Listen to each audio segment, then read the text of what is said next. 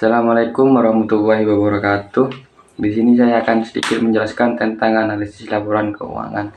Sebelumnya, perkenalkan saya Ahmad Jailani dari Prodi Ekonomi Syariah. Yang pertama, di sini saya akan menjelaskan tentang laporan keuangan. Apa sih laporan keuangan? Laporan keuangan adalah dokumen yang menggambarkan informasi keuangan suatu entitas seperti perusahaan atau organisasi. Laporan ini mencakup informasi tentang pendapatan, biaya, laba, aset, utang, dan ekuitas entitas tersebut. Yang kedua ada tujuan laporan keuangan. Yang ketiga yaitu ada sifat-sifat laporan keuangan. Yang keempat yaitu ada keterbatasan laporan keuangan. Yang kelima ada analisis pemeriksaan laporan keuangan. Yang keenam, pihak-pihak yang membutuhkan laporan keuangan. Selanjutnya yaitu jenis dan komponen laporan keuangan. Yang pertama ada laporan laba rugi, yaitu untuk menunjukkan pendapatan dan biaya perusahaan selama periode tertentu untuk menghitung laba atau rugi. Yang kedua, laporan perubahan modal, yaitu untuk menunjukkan perubahan modal pemilik perusahaan selama periode tertentu, termasuk investasi baru atau penarikan laba. Yang ketiga yaitu ada neraca, yaitu untuk menunjukkan aset, kewajiban, dan ekuitas perusahaan pada titik waktu tertentu. Yang keempat ada arus kas, yaitu untuk menunjukkan aliran kas masuk dan kas keluar perusahaan selama periode tertentu dari aktivitas operasional, investasi, dan pendanaan. Selanjutnya yaitu tentang teknik analisis laporan keuangan. Yang pertama, pengertian analisis laporan keuangan. Analisis laporan keuangan adalah proses menganalisis informasi keuangan yang terdapat dalam laporan keuangan suatu perusahaan untuk mengidentifikasi tren, kinerja, dan kondisi keuangan, guna mendukung pengembalian keputusan. Yang kedua yaitu metode dan teknik analisis laporan keuangan. Yang ketiga, analisis perbandingan laporan keuangan. Yang keempat, analisis tren. Yang kelima, analisis presentasi per komponen. Selanjutnya yaitu analisis rasio keuangan. Pengertian rasio keuangan adalah ukuran kuantitas yang digunakan untuk mengevaluasi kinerja keuangan suatu perusahaan. Rasio ini membantu dalam menganalisis hubungan antara berbagai pos keuangan dalam laporan keuangan. Yang kedua, fungsi analisis rasio keuangan. Yang ketiga, macam-macam rasio keuangan. Yang keempat, analisis penggunaan rasio keuangan. Yang kelima, analisis perbandingan rasio keuangan. Yang keenam, keunggulan dan keterbatasan rasio keuangan. Yang ketujuh, analisis hubungan antar berbagai rasio keuangan. 8 yaitu analisis kondisi keuangan. Selanjutnya yaitu tentang analisis laporan keuangan cabang likuiditas. Pengertian rasio likuiditas adalah ukuran kemampuan perusahaan dalam memenuhi kewajiban keuangan jangka pendeknya dengan aset yang dimiliki. Rasio ini mencerminkan tingkat likuiditas dan kemampuan membayar utang perusahaan. Yang kedua yaitu ada tujuan dan manfaat dari rasio likuiditas. Yang ketiga yaitu ada macam-macam rasio likuiditas. Yang keempat, analisis aplikasi analisis rasio likuiditas. Selanjutnya yaitu analisis laporan cabang solvabilitas. Pengertian rasio solvabilitas adalah ukuran kemampuan perusahaan untuk membayar kewajiban jangka panjangnya atau kewajiban-kewajiban lainnya jika perusahaan diikuidasi.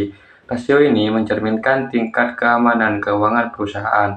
Yang kedua, tujuan dan manfaat rasio solvabilitas. Yang ketiga, macam-macam rasio solvabilitas. Yang keempat, analisis aplikasi analisis rasio solvabilitas. Selanjutnya yaitu analisis laporan keuangan cabang aktivitas. Pengertian rasio aktivitas adalah indikator keuangan yang mengukur efisiensi perusahaan dalam menggunakan asetnya untuk menghasilkan pendapatan. Rasio ini juga mencerminkan kemampuan perusahaan dalam mengukur persediaan produknya. Terus selanjutnya itu ada tujuan dan manfaat rasio aktivitas. Yang ketiga, macam-macam rasio aktivitas. Yang keempat, aplikasi analisis rasio aktivitas. Selanjutnya yaitu ada analisis laporan cabang profitabilitas. Yang pertama, pengertian rasio profitabilitas adalah pengukuran kinerja keuangan yang digunakan untuk menilai kemampuan perusahaan dalam menghasilkan keuntungan relatif terhadap berbagai faktor seperti pendapatan, aset, likuiditas, dan biaya operasional. Yang kedua, tujuan dan manfaat rasio profitabilitas. Yang ketiga, macam-macam rasio profitabilitas. Yang keempat, aplikasi analisis rasio profitabilitas. Terus selanjutnya yaitu ada rasio keuntungan bank. Nah, pengertian rasio keuntungan bank adalah alat ukur finansial yang digunakan untuk mengukur kinerja keuangan bank. Rasio ini memberikan gambaran tentang kesehatan keuangan bank, termasuk aspek likuiditas, profitabilitas, solvabilitas, dan efisiensi operasional. Yang kedua, penggunaan rasio keuangan bank. Yang ketiga, jenis-jenis rasio keuangan bank. Selanjutnya yaitu analisis laporan sumber dan penggunaan modal kerja.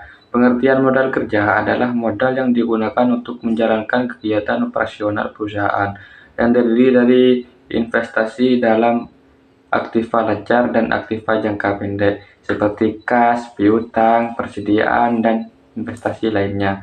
Yang kedua, arti penting dan tujuan modal kerja. Yang ketiga, jenis-jenis modal kerja.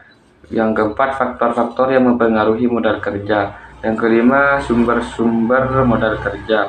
Yang keenam, penggunaan modal kerja. Yang ketujuh, laporan sumber dan penggunaan modal kerja.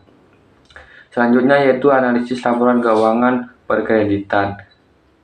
Arti penting kredit memiliki arti penting karena merupakan fasilitas keuangan yang mendukung pertumbuhan ekonomi dengan memberikan akses ke dana tambahan bagi individu dan perusahaan untuk membeli barang, mengembangkan bisnis, dan meningkatkan investasi.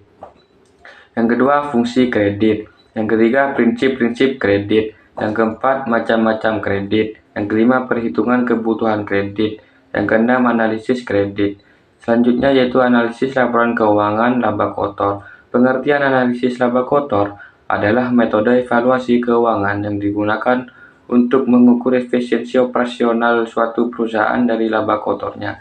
Dalam analisis ini, laba kotor dihitung sebagai selisih antara pendapatan total dan harga pokok penjualan. Yang kedua, faktor-faktor yang mempengaruhi laba kotor. Yang ketiga, manfaat analisis laba kotor. Yang keempat, aplikasi analisis laba kotor. Yang kelima, perencanaan laba kotor. Nah, selanjutnya yaitu analisis laporan keuangan break-even point. Yang pertama, pengertian analisis break-even point adalah penentuan titik impas di mana pendapatan dari penjualan sama dengan total biaya, sehingga tidak ada keuntungan atau kerugian. Ini adalah titik di mana perusahaan mencapai keseimbangan antara pendapatan dan biaya. Kedua yaitu manfaat analisis break-even point. Yang ketiga, jenis-jenis biaya dalam break-even point. Yang keempat, asumsi dalam analisis break-even point. Yang kelima, batasan-batasan dalam analisis break-even point. Yang keenam, kelemahan analisis break-even point. Yang ketujuh, metode perhitungan analisis break-even point. Mungkin itu saja yang dapat saya sampaikan. Kurang lebihnya mohon maaf. Wassalamualaikum warahmatullahi wabarakatuh.